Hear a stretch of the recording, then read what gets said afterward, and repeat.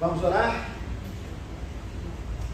Pai amado, nós te agradecemos pela vida do nosso irmão Jefferson, que tem se dedicado para sempre fazer o melhor para o seu nome, para o seu reino e o melhor para essa igreja. Nós pedimos que o Senhor esteja com ele, que o teu Espírito Santo possa usá-lo nesse momento e que possa, Senhor Deus, fazer com que Jefferson seja um instrumento para trazer a tua mensagem, a tua palavra para as nossas vidas.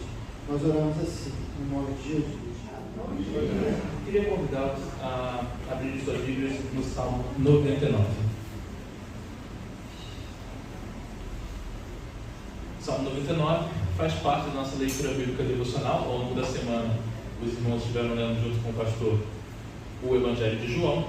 E nesse final de semana nós estivemos lendo alguns salmos, né? O primeiro dos salmos, na verdade, que a gente leu ao longo desse final de semana foi o Salmo 99, e é o salmo que eu quero tratar com vocês hoje. Então, Salmo 99. O livro de Salmos é legal, que é bem fácil de achar, né? Você abre a Bíblia no meio, geralmente você vai parar no livro de Salmos, né? E, se todos já encontraram, eu vou ler aqui. O Senhor reina, as nações tremem. O seu trono está sobre os querubins, abale-se a terra. Grande é o Senhor em Sião, ele é exaltado acima de todas as nações. Seja exaltado o teu grande e temível nome, que é santo. Rei poderoso, amigo da justiça, estabeleceste a equidade e fizeste em Jacó o que é direito e justo. Exaltem o Senhor, o nosso Deus, prostrem-se diante do estrado dos seus pés, ele é santo. Moisés e Arão estavam entre os seus sacerdotes, Samuel entre os que invocavam o seu nome. Eles clamavam pelo Senhor e ele lhes respondia. Falava-lhes da coluna de nuvem e eles obedeciam aos seus mandamentos e aos decretos que ele lhes dava. Tu lhes respondeste, Senhor, nosso Deus, para eles tu eras um Deus perdoador, embora os tenhas castigado por suas rebeliões. Exaltem o Senhor nosso Deus, prostrem-se voltados para o seu santo monte, porque o Senhor, o nosso Deus, é santo. Muito bem, eu queria falar um pouquinho sobre esse salmo. Antes ainda de falar do salmo, me recordo, certa vez eu estava vendo uma entrevista, né? Na verdade lendo uma entrevista dada por um homem que sobreviveu à Primeira Guerra Mundial, e achei bem interessante o que ele descreveu. Ele começou a falar dizendo: as pessoas não sabem o que é medo, elas imaginam que tem medo, elas acham que tem medo em determinadas circunstâncias, mas o que eu vivi me fez ter medo. Quando você ficar dentro de uma trincheira, olhar para os seus colegas, a maioria deles já não mais como eram quando chegaram aqui. Quando você souber que o dia de amanhã pode ser o seu próximo dia, e tiver a certeza de que se não for o seu, que o dia de amanhã pode ser o seu último dia, e tiver a certeza de que se não for o seu, será o do seu colega, aí então talvez você possa imaginar o que é medo. E quando tiver a convicção de que se nós morrermos, com toda certeza tudo que deixamos para trás morrerá conosco, aí entenderá o que é sentir medo. Medo é uma palavra que eu acho que ficou bem na moda ao longo desses últimos anos por causa dos problemas que a gente enfrentou, e continua. Talvez agora já com novos medos, ou apenas mais medos. Mas o fato é que as pessoas estão com medo. Medo de guerras, medo de doenças, medo. Nós sentimos medo. E eu acredito que o Salmo 99 nos convida a perceber um aspecto importante do temor. E principalmente, do que de fato se pode ter medo. O que realmente é poder. Bom, o Salmo 99 começa nos falando sobre esse assunto e, portanto, eu quero te convidar a ler comigo e, principalmente, eu quero convidar você a sair daqui hoje com uma frase, ou melhor, duas frases. Se eu não conseguir me expressar bem e você não entendeu o que eu estou dizendo, lembre-se pelo menos dessas duas frases. O Senhor reina, as nações também. Nunca é diferente disso. O Senhor reina, é isso que o Senhor faz, Ele reina. O que as nações fazem? Elas tremem. Isso é assim que funciona o mundo. O Senhor reina, as nações tremem. Então eu sei que nós vamos ficar diante de muitos problemas. Muitas dificuldades vão aparecer para nós. E quando nós enfrentarmos dificuldades, é necessário que nós, portanto, tenhamos em mente: o Senhor reina, as nações tremem. A gente precisa guardar no coração essas palavras. Talvez dê para dizer 3 formas diferentes pelas quais essas palavras devem ser guardadas no nosso coração. A primeira, sabendo que isso é verdade. Ou seja, tomando por convicção de que essas palavras que foram ditas na palavra de Deus são verdadeiras. Sim, isso é verdade. O Senhor reina, as nações tremem. Ainda que eu tenha medo das nações, ainda que eu tenha medo das armas das nações, ainda que eu tenha medo dos exércitos poderosos do mundo, o Senhor reina, as nações tremem. eu preciso tomar isso para a minha meditação. Eu tenho que olhar o mundo, perceber como as coisas acontecem e saber, o Senhor reina, as nações tremem. E finalmente, eu preciso ter isso como algo que faz parte da minha vida e das minhas considerações ao longo de todos os meus dias. Sabe aquela música chiclete que você escuta e nunca mais esquece? Tipo, não vou dizer nenhuma não, senão você também vai ficar com a alma na cabeça. Mas é isso, não é? Existem coisas que simplesmente prendem na cabeça e não saem mais. Então, prenda na sua cabeça. Como diz o Salmo 119, que deve ser feito com a palavra de Deus. Amarre no seu pescoço e não deixe nunca mais sair. O Senhor reina. As nações tremem. Bom, vamos pegar um pouco o contexto desse salmo. Esse salmo não diz o autor, então a gente não precisa perder muito tempo pensando nisso, a gente não sabe quem escreveu o salmo, mas vale a pena a gente reparar num detalhe que eu quero chamar a sua atenção desse salmo. Esse salmo parece dialogar muito com o 100, o que vem depois. Eu fiquei até na dúvida de lê-lo com vocês também, mas percebi que ia ficar muito longo, então eu deixei só no 99. Né? Mas o Salmo 100 conversa com ele, é como se o Salmo 100 trouxesse uma certa resposta ao Salmo 99. Ainda, se você quiser olhar comigo novamente, você vai perceber que os versos 3, 5 e 9 são muito parecidos. Ou seja, eles são uma espécie de refrão. Lembra que eu falei sobre guardar um negócio na cabeça? Refrão de música é uma coisa muito boa para guardar. Você não lembra nada da música, mas você lembra o refrão dela. Né? Ele por 3 vezes diz a mesma coisa, ainda que ele mude algumas palavras. No 5 e no 9 ele muda pouquíssimas palavras. No 3 é um pouquinho diferente mesmo. Mas se você prestar atenção, ele diz a mesma coisa nos 3 versos. Ele diz: exaltem o nome do Senhor, porque Ele é santo. Basicamente é isso que ele diz nos versos 3, 5 e 9. O Senhor precisa ser exaltado. Todo mundo deve exaltar o nome do Senhor. E por que deve fazer isso? Porque Ele é santo. Ok, essas são algumas observações que valem a pena. Não vou me deter muito no contexto. Vamos pensar um pouco então no que esse salmo nos ensina. Primeiro, eu queria falar sobre o trono e o reinado de Deus. Há alguns anos eu lembro de ver uma foto que eu achei ela muito interessante. Era o ator Jason Momoa, né, que alguns de vocês podem conhecer pela série Game of Thrones ou então pelo Aquaman no cinema. Né? O sujeito tem 1,93 e é muito grande, né? Não só para cima, para os lados também. Ele é muito grande, muito forte, né? E então ele está andando do lado dos seus seguranças, que são homens de estatura normal, sabe? Tipo 1,80, né? 2 seguranças andando junto com ele, 1,80, o homem com 1,93, enorme, né? Eis que as pessoas comentavam na foto, né? Jason Momoa protegendo os seus seguranças, né? É uma cena, né? É uma coisa engraçada, alguém tão grande sendo protegido. Mas por que eu estou citando isso? Bom, é um pouco assim que esse salmo começa para a gente. Ele está nos apresentando 2 grandes poderes no mundo e está dizendo para nós: olha, eles não são nada. Vamos começar então. As nações são poderosas.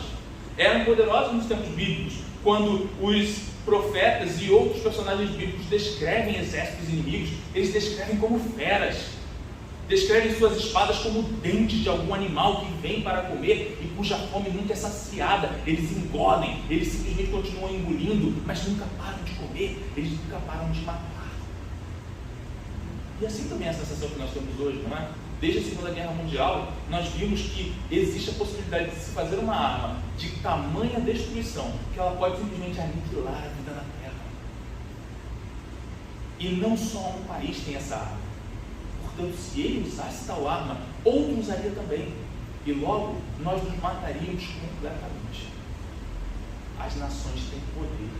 E há homens específicos nesse mundo que, com um apertar de um botão, poderiam iniciar tal destruição. Na prática, a gente pode pensar isso como aquela imagem que aparece para aqueles que leram as Crônicas de Nárnia ao Sobrinho do Mago, onde é dito que existe uma palavra, um feitiço, chamado a palavra execrável. Quando pronunciada, destrói toda a vida nesse mundo. Existe. E portanto é muito poder, né? Se alguém tem poder para destruir toda a vida nesse mundo, minha nossa, é poder demais. E o que o texto bíblico tem a nos dizer sobre isso? Ele tem a nos dizer: o Senhor reina, as nações tremem. esse homem que tem o poder de apertar um botão e destruir o mundo, continua completamente nas mãos de Deus e nada fará se Deus não lhe disser que pode fazer. Ele não vai fazer. Não importa se ele acredita em Deus ou se ele não acredita em Deus. Não importa se ele teme a Deus ou se ele não teme a Deus. Se o Senhor mandar, ele treme. Os homens tremem. Por isso nós precisamos ter isso em mente. Os homens tremem diante de Deus. Eles não têm condições de ficar em pé diante de Deus, a não ser que Deus, em sua misericórdia, lhes permita, como aconteceu com o profeta Isaías. O profeta Isaías não ficou diante do trono, e quando diante do trono, ele se jogou ao chão, dizendo: ai de mim, pois sou pecador, e meus olhos viram o rei, o que eu farei? E então um dos serafins tem que sair do trono e colocar uma brasa viva na boca do profeta, para que então ele diga: não se preocupe, Isaías, você está perdoado, você não será destruído. Ah, meus irmãos, tenham a certeza, aqueles que em Cristo estão não serão destruídos, e não há poder nas nações para destruí-los. Mas o meu exemplo foi de uma cena no trono de Deus, e o texto nos fala também sobre o trono de Deus. Ele nos diz que o Senhor está entronizado acima dos querubins. E eu quero perder algum tempo dizendo para você, o que é um querubim? Não há tantas informações assim, mas há algumas na palavra de Deus, e ela nos conta. A primeira aparição de um querubim é a primeira aparição de um anjo. É o momento em que um anjo é mandado para proteger a entrada do Éden. Está escrito que ali um querubim com uma espada flamejante protegia a entrada do Éden para que Adão e Eva nunca mais retornassem e nunca mais pegassem da árvore da vida. Então um querubim guarda aquele local. Nós percebemos duas informações sobre o querubim, e é basicamente o que a gente vai ter sobre eles. Os querubins são anjos que assistem na presença de Deus, diante dele. E eles protegem, ou não literalmente protegem, mas eles são ofensivos contra aqueles que atacam a santidade de Deus. Os querubins estão nesse local. Também está escrito que eles são anjos de uma aparência que pode tanto ser bela, no sentido do fato de que são anjos, e geralmente imaginamos como seres resplandecentes, mas também está escrito que eles têm uma imagem horrenda e assustadora para aqueles que eles vão atacar. Na verdade, está escrito que o profeta Daniel, um homem muito temente a Deus, quando ficou diante de um anjo que não era um querubim, desmaiou de medo. A questão é, esses seres são poderosíssimos, são assustadores no seu poder, enormes, e algo que realmente tem de fazer nós pensarmos: o que eu faria se eu estivesse diante de um ser como esse? Mas o texto nos diz que esses seres assistem diante da presença daquele que realmente é enorme. Eles são seguranças do Jason Momoa, que na realidade são protegidos por quem está junto com eles, porque quem está junto com eles é muito maior e muito mais forte do que eles, porque eles simplesmente estão diante do trono de Deus, o Todo-Poderoso do Universo. E mesmo os anjos ali sabem que Ele é Senhor do Universo. E não importa o quão resplandecentes sejam, o quão belos eles sejam, o quão poderosos eles sejam, eles ainda olham para Deus e veem o Todo-Poderoso, o que é todo beleza, o que é Senhor sobre todas as coisas da existência. No verso 4, nós também somos informados de um pouco sobre como é o reino de Deus. E ele nos diz que o reino de Deus é de justiça e equidade, diferente de todos os reinos da terra. Pois nenhum reino na terra pode ser plenamente justo, plenamente igual, de maneira que os homens sejam julgados igualmente e sem grande injustiça sendo praticada porque alguém é amigo do rei ou não, porque alguém conhece, tem um primo que é juiz ou não. Não, já não é assim no reino de Deus, porque no reino de Deus, Deus é juiz e Deus é justo, e as coisas serão como Ele ordena que sejam. O reino dele é um reino de equidade. Aguardem o reino dele, porque o reino dele é bom. Nenhuma das nações o é plenamente, mas o reino dele é bom, meus irmãos. Finalmente, então, o que nós vemos? Nós vemos que nós talvez passemos muito tempo tendo medo de guerras, e é válido ter, porque as guerras de fato acontecem. Nós talvez passemos muito tempo tendo medo de doenças, e é válido ter, porque as doenças de fato nos atingem. nós passamos muito tempo tendo medo de diferentes coisas. Mas, meus irmãos, estejam certos. Ele é o Senhor. E nada acontece fora da sua vontade. O que Deus ordena, isso acontecerá. Nada foge ao seu controle, ao seu poder. Como a gente pode sintetizar essas palavras? O Senhor reina, as nações vêm. Em segundo lugar, eu queria dizer que, como eu disse a vocês, por 3 vezes o Salmo nos diz a mesma coisa: exultem e adorem. Exultem e adorem. Ele quer chegar a algum lugar com isso. Na verdade, ele está nos lembrando que, sabe por que nós temos medo? Nós temos medo porque nós não exultamos e adoramos. Porque nós não olhamos para ele e dizemos: Deus Todo-Poderoso, Senhor de céus e terra, Senhor de todas as coisas que existem, Tu és Deus. Mas nós esquecemos disso ao longo da nossa vida.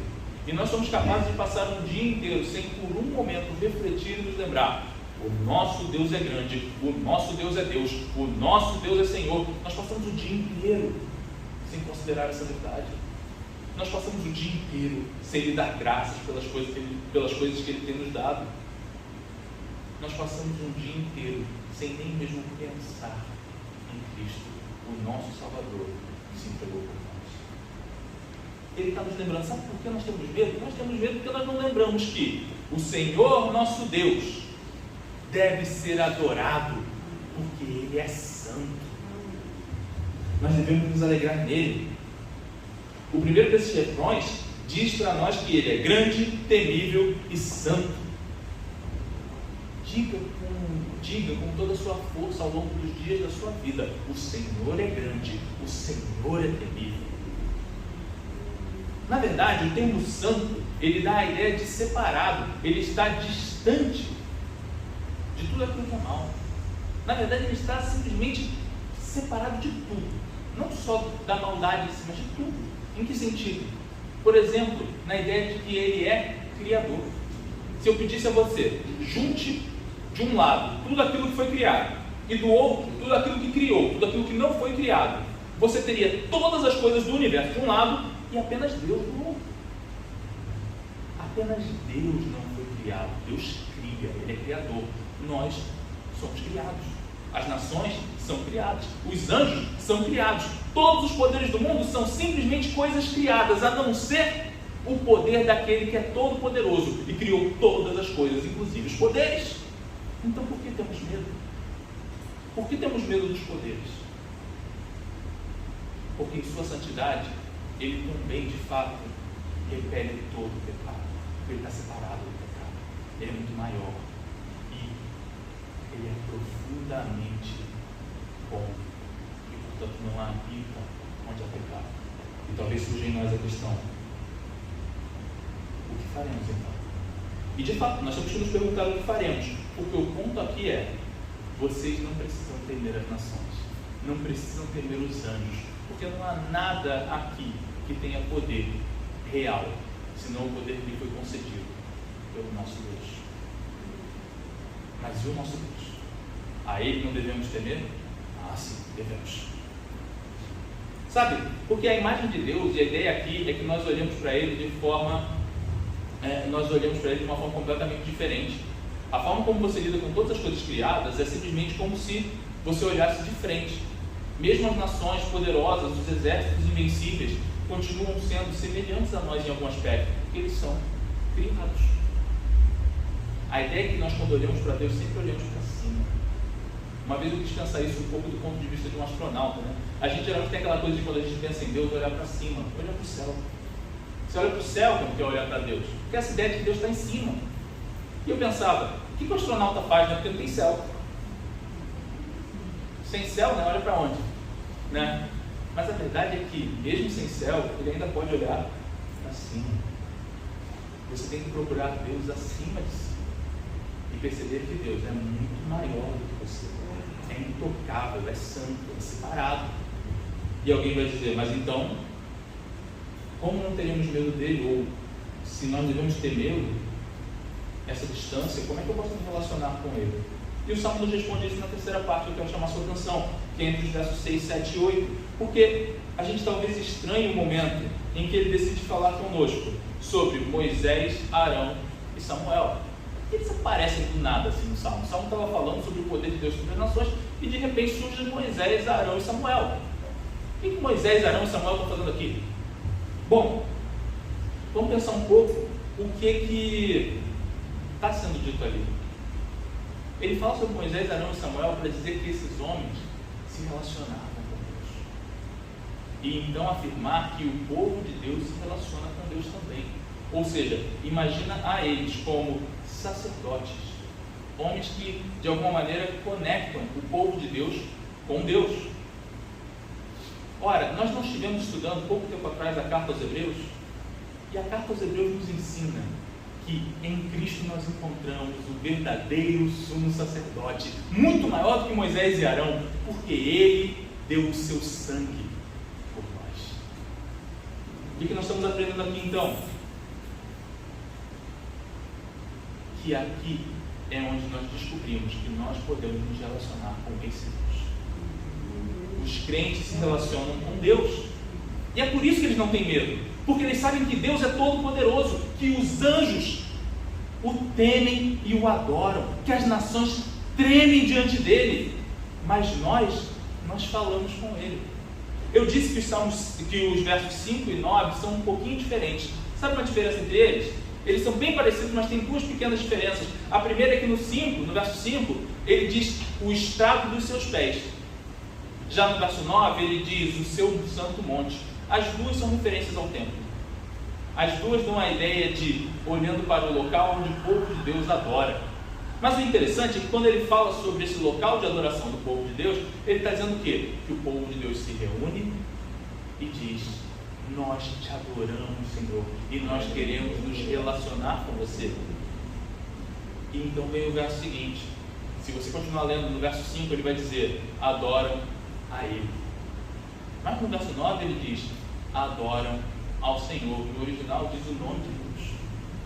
A ideia ali, portanto, é dizer: eles se relacionam com Ele a ponto de lhe conhecer o nome.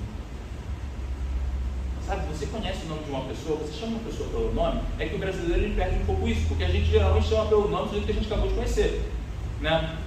A pessoa está se referindo a qualquer autoridade e ela diz o nome dela, e geralmente não diz com nenhum título na frente, nada, e tudo bem. Mas aqui, a ideia de poder dizer o nome é uma ideia de relacionamento, de pessoalidade, de conhecimento. Você o conhece, você se aproxima. É aquela coisa de quando você fala o nome da pessoa no diminutivo. Porque se você geralmente fala com o sujeito, já chama ele pelo nome, pelo menos o diminutivo geralmente é ou que você está muito bem com ele, ou que você quer arrumar uma briga, né? Você chega e diz assim: fala aí, Joãozinho. Ele tá querendo, tipo, ele provavelmente conhece bem o João, né? Vai chamar de Joãozinho. Fala aí, Paulinho. Provavelmente ele conhece bem o Paulo, né? Para chamar de Paulinho. Eles o chamam pelo nome, porque nós o conhecemos, nós o adoramos como ele é, porque ele se revelou a nós para que nós o adoremos. E é só aqui que nós encontramos a esperança. Veja bem, mais uma vez eu digo a vocês: as nações são poderosas, mas ele tem total controle delas. Mas e ele? Quem controla? Ninguém controla ele. Mas ele decidiu se relacionar conosco e nos amar. E uma vez que ele nos ama, nós sabemos que ele cuida de nós. E aí nós podemos dizer: o Senhor reina, as nações tremem. O verso 7 e o verso 8 parecem discordar. No verso 7 está escrito que, de um lado, eles seguiram os seus mandamentos. No 8, por outro lado, fala que eles foram castigados quando não o seguiram. Mas a gente encontra a resposta exatamente no verso 8 também, onde diz que ele é perdoador.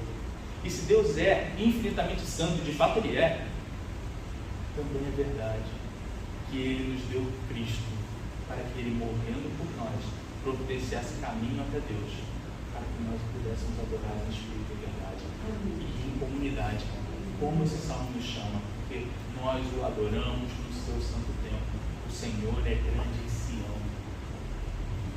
Então devemos todos nos juntar e adorá-lo na beleza da sua santidade, e convictos de que nenhum poder há nesse mundo que não tenha sido dado a quem tem poder, pelo próprio Deus. Somente Deus tem poder por si mesmo. Todos os outros poderes do mundo estão nas mãos dele, são controlados por ele, foram dados por ele. Não tenha dúvidas. Se há exércitos no mundo com poder, ele é quem lhes deu o poder. Se há então homens nesse mundo com poderes, estão todos debaixo do seu controle, na palma da sua mão. E no momento em que ele disser que vai esmagá-los, ele os esmaga. E todos esses homens que praticam o mal, que receberam poder e praticam o mal, um dia estarão diante de Deus, como todos os homens estarão. E diante de Deus, eles temem. Porque não há outra coisa a fazer. Como eu disse no início, cada um faz aquilo que foi feito para fazer. O Senhor reina, as nações tremem. Oremos para que Deus venha sobre nós e encha-nos do desejo de adorá-lo e de afirmar: Ele é santo. Porque é quando nós fizermos assim, nos lembrando dessa verdade, que nós teremos coragem para saber que todos os poderes do mundo estão nas mãos dele. Vamos orar? Senhor nosso Deus, Tu és exaltado, o Seu nome é santo. Não nos permita encher de medo. Eu bem sei que há razões terríveis para se temer, mas lembra a mim e a meus irmãos que o Senhor é maior do que tudo isso. E o Teu reino não foi abalado por nenhum desses poderes. Faz-nos lembrar disso. E se ao sair daqui o medo ainda retornar e nos quiser derrubar, faz-nos lembrar e dizer convictos: o Senhor reina, as nações tremem. Vem sobre nós, em nome de Jesus. Amém.